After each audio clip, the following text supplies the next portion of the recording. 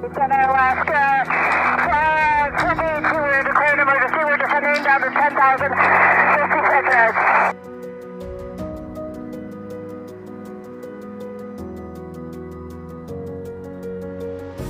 On Friday, January 5th, 2024, all passengers of the Boeing 737 MAX 9 on Alaska Airlines Flight 1282 will probably not soon forget. We will discuss the incident in detail today, which resulted in almost no casualties and which meant the grounding of more than 100 Boeing 737 MAX 9 aircraft.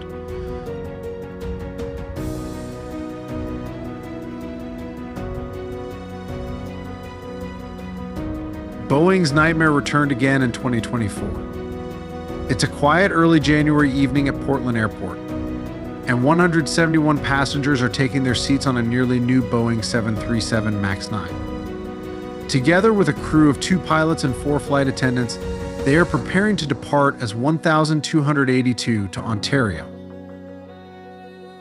Aircraft registration November 704 Alpha Lima takes off from runway 28 left and shortly after 5 p.m. It gradually climbs and changes its course with a left turn in the direction to southeast.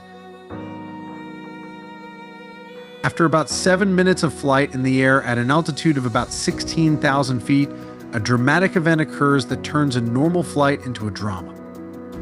The remnants of the emergency exit, or the door planks, separate from the aircraft in the rear part of the fuselage on the left side, and the aircraft quickly decompresses. Passengers' oxygen masks automatically fall out, and pilots must react quickly to the situation. The cockpit crew informs air traffic controllers of the situation and immediately begins descent to 10,000 feet. This height is prescribed in the operational manual and is sufficient to continue the flight with regard to the sufficient amount of oxygen in the atmosphere. Simply speaking, at this height, you no longer need any masks to breathe.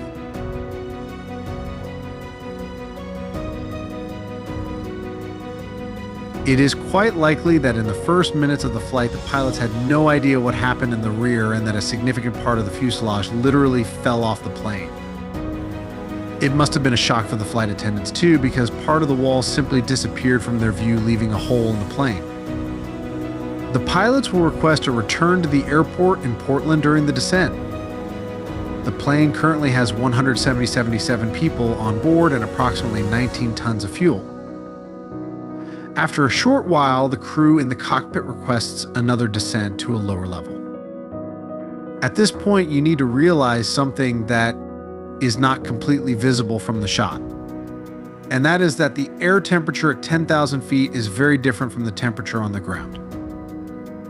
It is generally stated that the air temperature drops approximately 2 degrees for every 1,000 feet of elevation. It was 10 degrees Celsius around Portland that day. At a flight level of 10,000 feet, the ambient air temperature could be around minus 10 degrees Celsius. And this flight air now flows across the entire plane. Every 1,000 feet the pilots can descend. The passengers in the passenger back with the doors open will certainly appreciate it. The plane, with a total of 177 people on board, lands on runway 28 left 20 minutes after takeoff and returns safely to the ground. Several passengers suffered minor injuries during decompression. No one was seriously injured. And how is it even possible that such a big incident did not happen without loss of life and serious injuries? Was it luck, or is it due to security measures? In fact, it was both. In the first row, this incident happened at a time when the seatbelt banner was still on for passengers.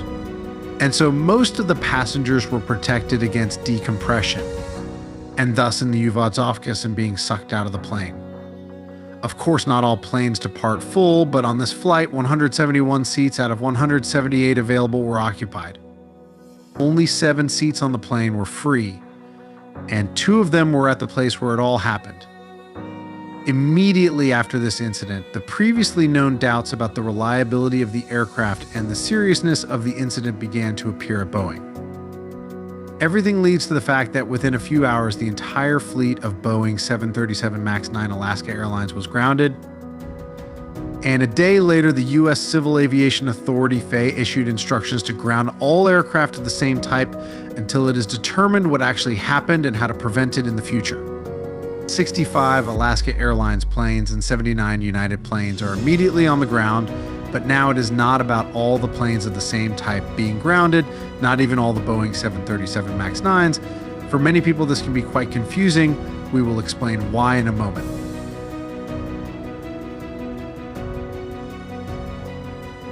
First, we have to take a closer look at what actually fell from the plane. The part that fell off the plane during flight is called a door plank.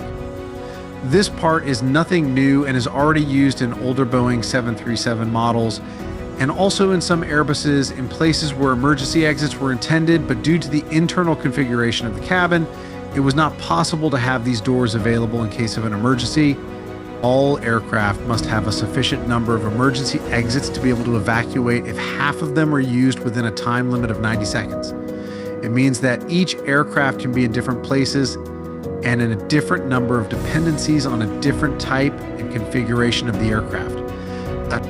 If we look specifically at the Boeing 737 MAX 9, it is a relatively safe aircraft in this respect, and the maximum possible capacity in a single class configuration can reach up to 220 passengers.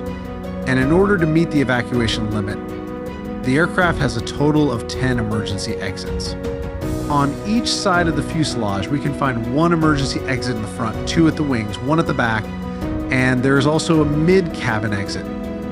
If, of course, the plane is not in a configuration for 220 passengers, such as Alaska Airlines has for 178 passengers, then it is not necessary to use the mid-cabin exit, and the rest of the 8 emergency exits are sufficient for evacuation. In this case, the space intended for these emergency doors can be blinded, and passengers who are sitting right next to this place will not recognize at all that this is an emergency exit area. In fact, the hatch has nothing to do with the emergency exit, and there is even a standard window on this part, and it is not accessible from the position of passengers, and there is no mechanism on it that would allow any manipulation or even opening of this hatch.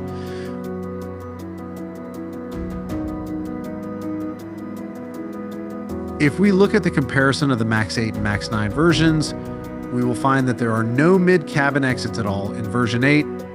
There is no reason why all Boeing 737 MAX were grounded. This is only the one that uses the emergency exit in the middle of the cabin, and in this case there is no risk of similar failures here. The MAX 10 version is currently in the certification version, and it can be expected that these parts will be under a lot of scrutiny.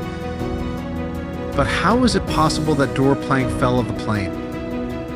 At this moment, everything is in the hands of the investigators, who are not only examining the details of the plane from which the trace fell, but also managed to find the door plank that fell from the plane. This piece will certainly be a source of useful information. The door plank is, or in the case of flight is 1282, should have been secured against opening with several screws. The 19th investigation pointed to certain deficiencies on the part of Boeing at Alaska Airlines and United.